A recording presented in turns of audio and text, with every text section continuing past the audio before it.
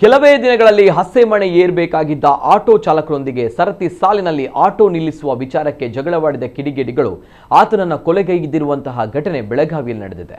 27 ವರ್ಷದ ಅಶೋಕ್ ಮೃತ ಯುವಕ ಶಿವ ಸಾಗರ್ ವಿನೋದ್ ಬಂಧಿತ ಆರೋಪಿಗಳು. ಊರಲ್ಲಿ ಜಾತ್ರೆ ಹಿನ್ನೆಲೆ ಭಕ್ತರ ಸಂಖ್ಯೆ ಹೆಚ್ಚಿದ್ರಿಂದ ಪ್ರತಿನಿತ್ಯ ಸರತಿ ಸಾಲಿನಲ್ಲಿ ನಿಲ್ತಾ ಇದ್ದಂತಹ ಆಟೋ ಚಾಲಕರು ಅಂದು ನಿಯಮ ಉಲ್ಲಂಘಿಸಿದ್ದು ಅಶೋಕ್ ಕೂಡ ಪ್ರಯಾಣಿಕ ಬಂದ ಕಾರಣ ಅವರನ್ನು ಕರೆದುಕೊಂಡು ಹೋಗಿ ಹಿಂತಿರುಗುವ ವೇಳೆ ಶಿವ ಎಂಬಾತ ಜಗಳ ತೆಗೆದಿದ್ದಾನೆ.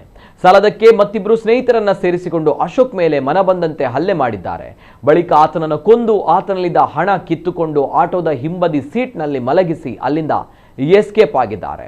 ಇನ್ನು ಕೃತ್ಯ ಗಮನಿಸಿದ ಇತರೆ ರಿಕ್ಷಾ ಚಾಲಕರು ಅಶೋಕ್ ಕುಟುಂಬಸ್ಥರಿಗೆ ಮಾಹಿತಿ ನೀಡಿದ್ದಾರೆ. ಈ ವೇಳೆ ಸ್ಥಳಕ್ಕೆ ಆಗಮಿಸಿದ ಕುಟುಂಬಸ್ಥರು ಆತನನ್ನು ಆಸ್ಪತ್ರೆಗೆ ಕರೆದುಕೊಂಡು ಹೋಗಿದ್ದಾರೆ. ಆದರೆ ಬಲವಾದ ಏಟಿನಿಂದ ಅದಾಗಲೇ ಅಶೋಕ್ ಮೃತಪಟ್ಟಿದ್ದಾರೆ.